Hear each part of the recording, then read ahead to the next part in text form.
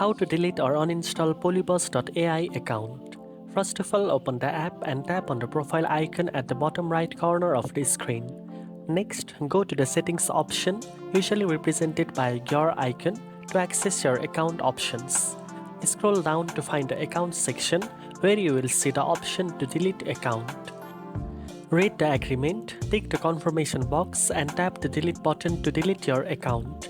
The app may ask you to confirm your decision, so tap confirm when prompted. After confirming, follow any additional prompts provided by the app to complete the account deletion. Once finished, your Polybuzz.ai account will be permanently removed along with your data and AI character creations. If you want to uninstall the app, go to the settings section within the app. Scroll down and find apps or app management, then select the Polybuzz.ai app from the list to go to the details page. Here you will see the uninstall button. Tap on it to remove the app from your device. Now you know how to delete or uninstall Polybuzz.ai account. If you found this video helpful, don't forget to like, share and subscribe for more AI tips.